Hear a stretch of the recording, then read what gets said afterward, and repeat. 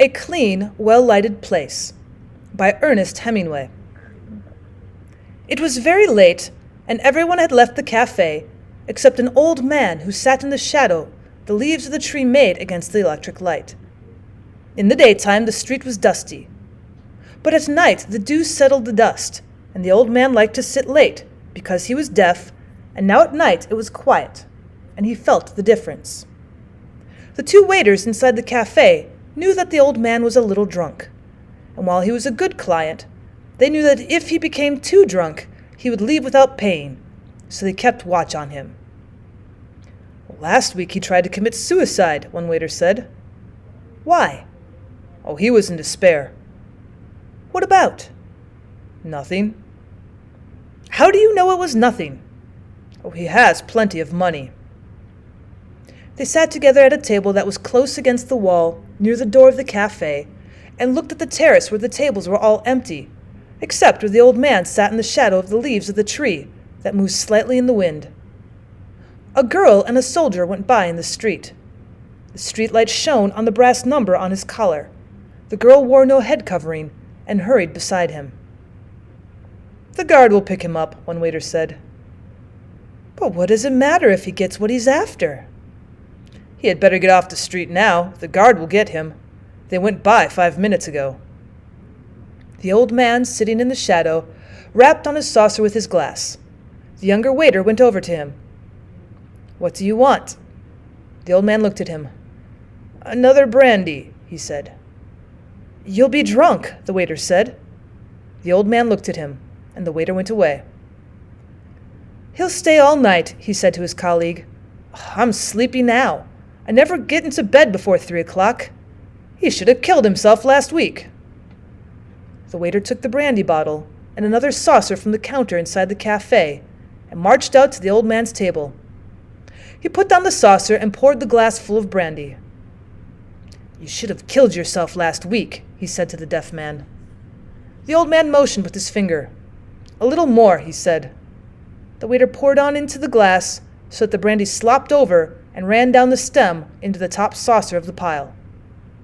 "Thank you," the old man said. The waiter took the bottle back inside the cafe. He sat down at the table with his colleague again. "He's drunk now," he said. "Well, he's drunk every night." "What did he want to kill himself for?" "Well, how should I know?" "Well, how did he do it?" "He hung himself with a rope." "But who cut him down?" "His niece." "Why did they do it?" "Oh, for fear of his soul." "Well, how much money has he got?" "He's got plenty." "He must be 80 years old." "Well, anyway, I should say he was 80. "Oh, I wish he would go home. I never get to bed before 3 o'clock. What kind of hour is that to go to bed?" "Well, he stays up because he likes it." "Yeah, but he's lonely. I'm not lonely. I have a wife waiting in bed for me." "He had a wife once, too." "But a wife would be no good to him now." "Well, you can't tell. He might be better with a wife." "But his niece looks after him. You said she cut him down." "I know." "I wouldn't want to be that old. An old man is a nasty thing." "Not always. This old man is clean. He drinks without spilling, even now drunk. Look at him." "I don't want to look at him. I wish he would go home. He has no regard for those who must work." The old man looked from his glass across the square, then over at the waiters. "Another brandy," he said, pointing to his glass. The waiter, who was in a hurry, came over. "Finished," he said, speaking with that omission of syntax stupid people employ when talking to drunken people or foreigners. "No more tonight. Close now." "Another," said the old man. "No. Finished." The waiter wiped the edge of the table with a towel and shook his head. The old man stood up, slowly counted the saucers, took a leather coin purse from his pocket and paid for the drinks, leaving a half a peseta tip. The waiter watched him go down the street, a very old man walking unsteadily, but with dignity. "Well, why didn't you let him stay and drink?" the unhurried waiter asked. "They were putting up the shutters. It was not 2:30. "I want to go home to bed." "But what is an hour?" Well, it's more to me than to him. An hour is the same. You talk like an old man yourself. He can buy a bottle and drink at home. It's not the same. No, it is not, agreed the waiter with the wife. He did not wish to be unjust. He was only in a hurry. And you? Have you no fear of going home before your usual hour? Are you trying to insult me? No, hombre. Only to make a joke. No, the waiter who was in a hurry said, rising from pulling down the metal shutters. I have confidence. I am all confidence. Well, you have youth, confidence, and a job, the older waiter said. You have everything. And what do you lack? Everything but work. No, you have everything I have. No. I've never had confidence, and I'm not young. Come on, stop talking nonsense, and lock up. I'm one of those who like to stay late at the cafe, the older waiter said. With all those who do not want to go to bed, with all those who need a light for the night. I want to go home and into bed. We are of two different kinds, the older waiter said. He was now dressed to go home. It is not only a question of youth and confidence, although those things are very beautiful.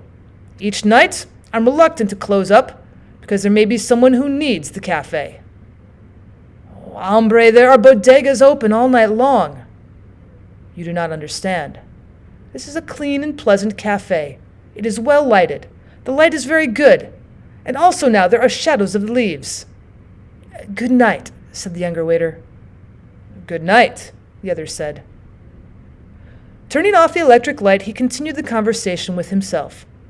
It was the light, of course, but it is necessary that the place be clean and pleasant.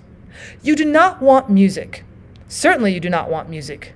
Nor can you stand before a bar with dignity, although that is all that is provided for these hours. What did he fear? It was not a fear or dread.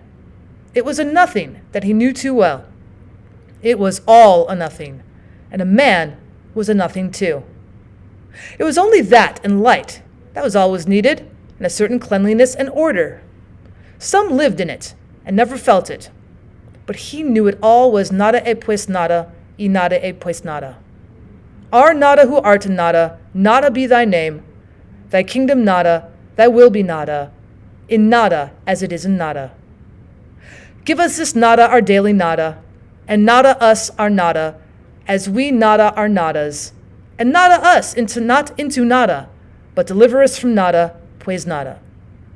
Hail nothing, full of nothing. Nothing is with thee. He smiled and stood before a bar with a shining steam pressure coffee machine. What's yours? Asked the barman.